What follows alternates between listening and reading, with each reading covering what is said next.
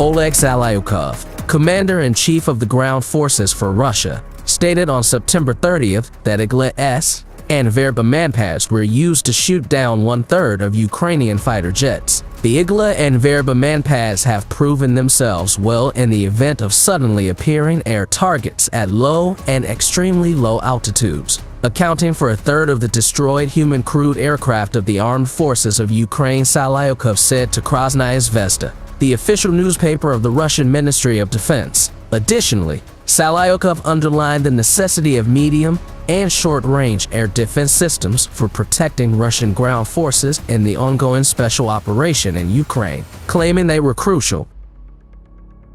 According to Zalyukov, the most effective anti-aircraft missile systems are the S-300V4, Buk M2, M3, and Tor M2, M2U. The Igla-S and Verba manpads are used against cruise missiles, uncrewed aerial vehicles, and low-flying fixed and rotary-winged aircraft, with a range of 500 to 6,000 meters and an altitude of 10 to 3,500 kilometers. Danger of manpads.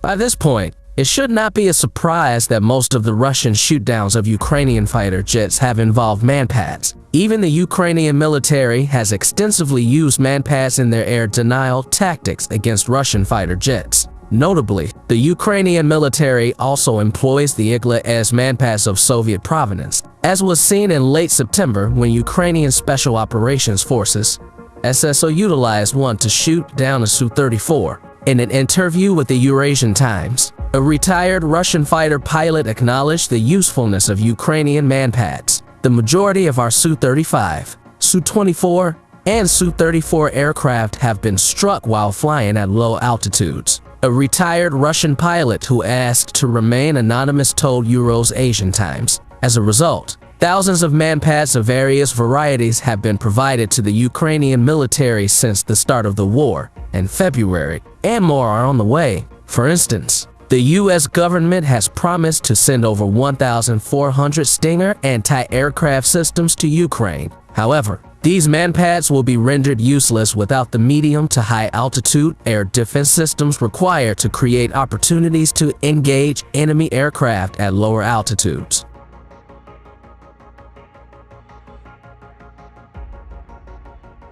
High-tier surface-to-air missiles.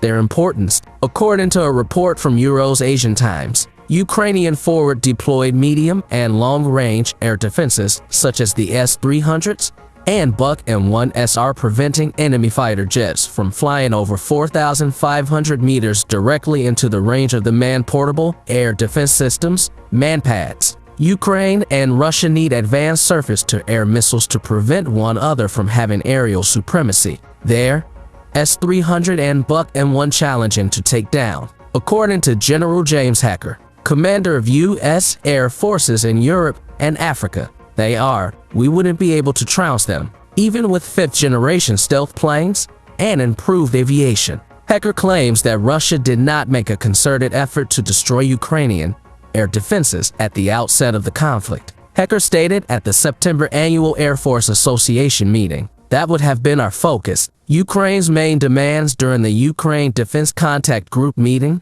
at the German air base of Ramstein were more S-300 and Buk M1 missiles.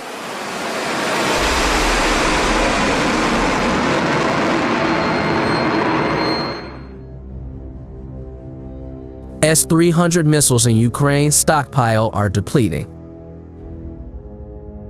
The Ukrainian military may face severe difficulties if its stock of these two SAMs continues to decline. In March, Ukrainian President Volodymyr Zelensky requested assistance from the U.S. Congress to purchase additional S-300 systems, underscoring their significance and hinting that the Ukrainian military might face a severe SAM battery shortage. After more than 6 months of fighting, Ukraine looks to have lost about 24 S-300 launchers and 6 Buk M1 launch vehicles. According to the most recent statistics published by the military tracking blog Oryx, based on visual verification, the number of losses might be higher. But Kyiv officials may be concerned about the continuous decline of Ukraine's air defense systems, especially the long-range S-300 systems. Ukraine is losing S-300 launchers at a rate of at least 3 or 4 a week, according to a previous Euros Asian Time story. Russian S-300 SAMs and Iranian UAVs are launched. However, Russia has a sizable stockpile of S-300 SAMs from the former Soviet Union, which it has deployed in considerable numbers in Ukraine. The Russian military has been utilizing S-300 missiles for land assaults, according to the Chief Directorate of Intelligence of the Ukrainian Defense Ministry. Russia still has about 7,000 of these outdated missiles, which, if fired at the current rate seen in Ukraine, may survive for another 3 years. The Ukrainian military claims that Russia has launched more than 500 missiles into Ukraine because they can be steered and fly cruise missiles in a zigzag pattern. The SAMs employed for ground operations provide an even more significant challenge for the Ukrainian air defenses. Additionally, the air defense has little time to respond to these missiles because their launchers are typically located close to their intended targets. Additionally, the Russian military has recently developed a new strategy to counter high-tier SAM systems produced by Iranian manufacturers from Ukraine. Russian drones produced in Iran offer a disposable and affordable alternative to its pricey and valuable planes, cruise missiles, and ballistic missiles. The Russian military could use drones in regions where flying aircraft would be extremely dangerous. Additionally, if launched in large numbers, kamikaze Shaheds like the Iranian-made Shahed 136 can overwhelm Ukraine's air defenses, particularly its highly treasured SAM stockpile.